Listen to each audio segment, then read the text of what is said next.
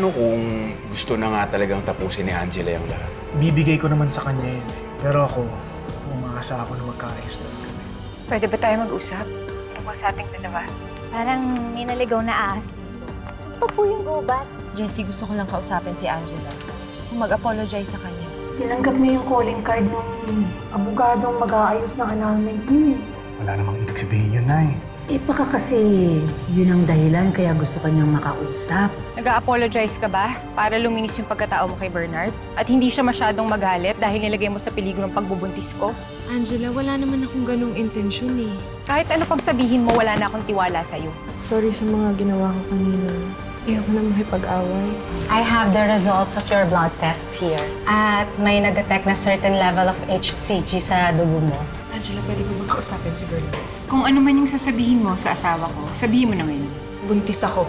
Imposibleng ako yung ama. Saka ang tagal niya may relasyon ni Jerome, di ba? Matagal nang baog si Jerome. Yung anak nila ni Diane is conceived through sperm donor. Totoo bang baog si Jerome? It's true.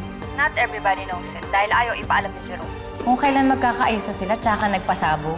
Jessie, hindi ko naman pinlano mabuntis eh. Pinlano mo maglandi, kaya ka nabuntis. Huwag ka muna umiksena.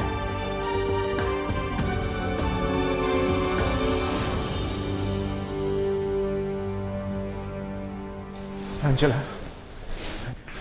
Angela, tinatawagan kita. Sana nagsisinungaling na lang si Chloe. Sana talagang desperada siyang makuha ka, kaya niya sinabi yun. Angela. Angela. Ayoko na magalit. Dahil nakakapagod na. Kaya lang hindi ko mapigilan kasi yun yung nararamdaman ko. Kasi alam kong tama lahat ng sinabi niya.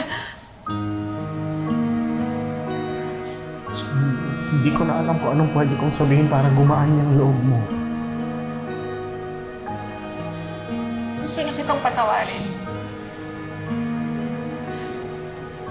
Gusto ko nang bigyan ng chance tong relationship natin. Gusto ko na mag-move forward. Pero kapag ka ginawa ko yun, sarili ko naman yung niloko ko. At hindi ko kaya, Bernard. Hindi ko kaya kasi sobra-sobra na tong galit na nararamdaman ko. Kulang na lang sumabog ako. Sige, hindi kita pipilitin. Okay, Angela, pero huwag mo naman Angela, huwag mo naman sana isa yung sarili mo sa akin. Isang pagsubok lang ulit to. Hindi to pagsubok, Bernard. Pasakit sa akin to. Lahat ng panggagago mo, lahat ng kasinungalingan yung dalawa ni Chloe, bumalik lahat yun. Hindi pa nga magaling yung sugat, binuksan nyo na ulit. Sorry. Please. Wala nang magagawa yung sorry mo. Sorry, please. Alam mo kung ano pa yung masakit? Magkakaanak tayo. At dahil sa ginawa mo, magkakaroon siya ng kapatid sa labas. Hindi pa nga pinapanganak yung bata, binigyan mo na ng hinanakit. Yon ang hindi ko matanggap.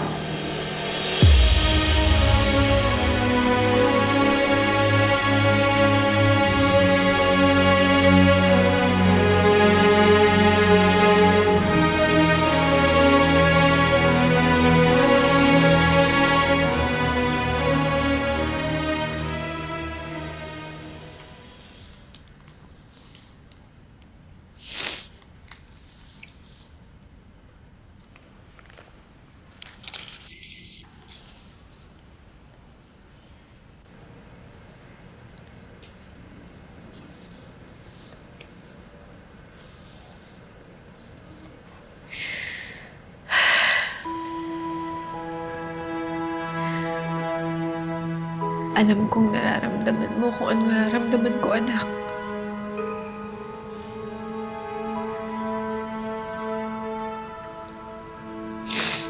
Pasensya na sa lahat ng sunod-sunod na galit at sama ng loob.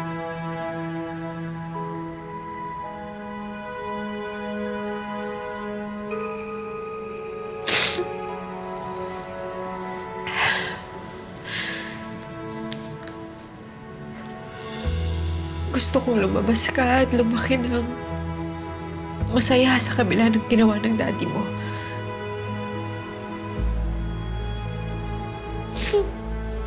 Kung pwede lang protektahan kita sa lahat ng masasakit gagawin ko.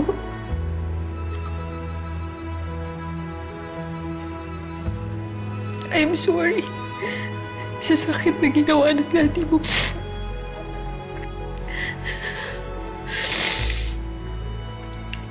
Hindi na yun mauulit. Saan magsisimula?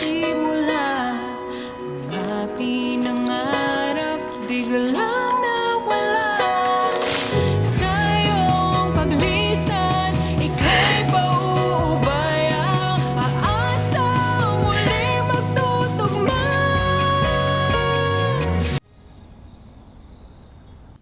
Ang tanga-tanga mo, Bernard!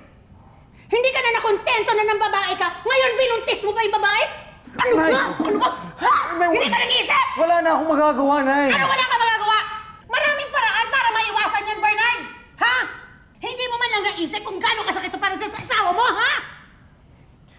Nay, alam kong galit si Angela. Pero nararamdaman kong gusto pa rin niya makipag-ayos sa akin. Ayos? Gusto makipag-ayos? Wala na! Tapos na kayo ni Angela! Sobrang sakit ang ginawa mo sa asawa mo, hindi ka na mapapatawad nun! Hindi niyo naman alam yan, Nay. Ano hindi ko alam? Nanay ako! Naging asawa ko! Palagay mo kukonsintihin ko ito ginagawa mo, ha? Napakasakit ito para sa asawa mo!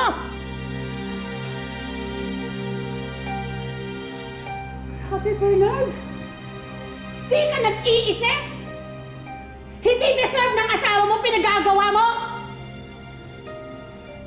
Kahit ako si Angela, iwanan kita eh!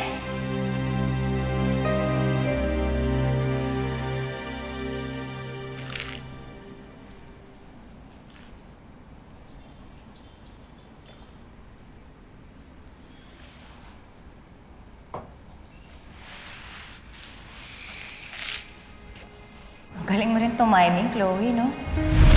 Kung kailan magkakaayos na sila, tsaka nagpasabo.